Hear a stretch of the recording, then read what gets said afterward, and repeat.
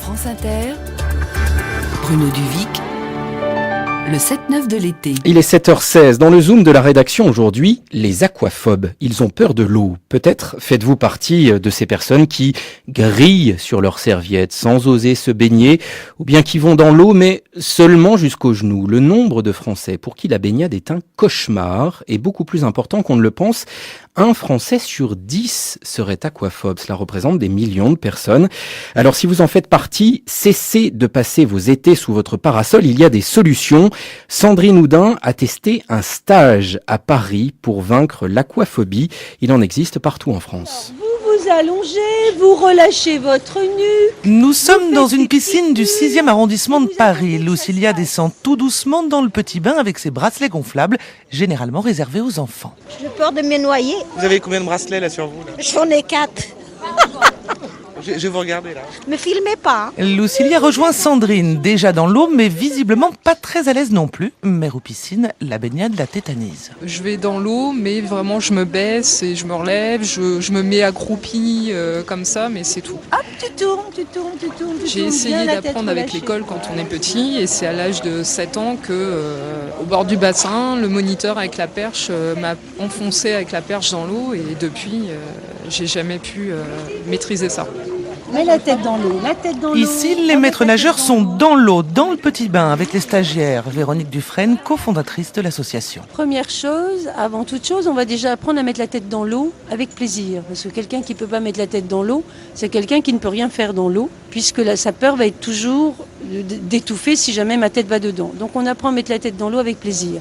Ensuite, on va apprendre à s'allonger sur le ventre, sur le dos, détendu, et surtout savoir se relever.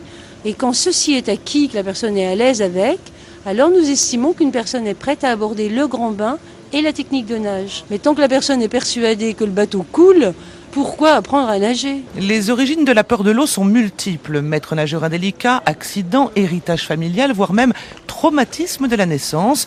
Le docteur Yves Sida est psychiatre et spécialiste des phobies. Il en est convaincu. Si ça traîne la phase terminale, le bébé prend 1 litre d'air, mais en même temps aspire. C'est quand il reste encore du liquide amniotique dans les sinus, dans la bouche, on se noie. Donc se met en place la phobie de l'eau et la phobie du manque d'air. En fait, c'est la phobie de l'étouffement. Quelle que soit l'origine de sa phobie, le plus dur est de demander de l'aide. Pour Sandrine comme pour les autres, c'était le plus difficile. Pour moi, c'est une honte.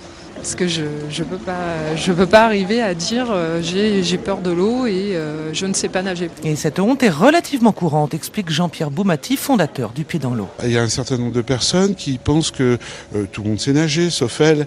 Comme une petite tare personnelle, on en parle dans un cercle intime, voilà, et encore. Tu penses aller vers l'avant? Et les plus frileux, ce sont les hommes. Ils sont rares dans ces stages et pourtant ils souffrent exactement de la même chose, avoue ce quadragénaire. Bien sûr, au départ, j'étais complètement terrorisé, complètement dévalorisé, quoi. Et l'intérêt du stage est donc de comprendre, 1, qu'on n'est pas seul, et 2, que l'eau vous porte. La technique de nage est totalement secondaire. La technique de nage, ça bloque. Et là, à contrario, ils vous apprennent quoi de plus? La confiance. C'est comme si on était des enfants et il y a un parent qui est à côté de nous. Pour preuve, Marie-Astrid sur son plongeoir. Il y a quelques mois, j'avais le vertige simplement en me mettant là. Et maintenant, je plonge. C'est merveilleux. Alors, Marie-Astrid, de quoi donner plein d'espoir à notre Lucilia, toujours avec ses petits bracelets, mais dans le grand bain. Oh non, regardez le fond. Non. vous êtes incapable de lâcher le mur. Ah non, je laisse pas, non. Non, je laisse pas le mur, hein. Laissez-moi là comme ça, je suis bien. Ça vous fait rire? Ah bah oui, ça me fait rigoler. Ça me fait rigoler parce que je suis en sécurité. Voilà, pour se jeter à l'eau avec le sourire, www.pied-dans-eau.fr. Et demain, fini de rire dans le Zoom de la rédaction, une question: faut-il faire travailler les enfants l'été ?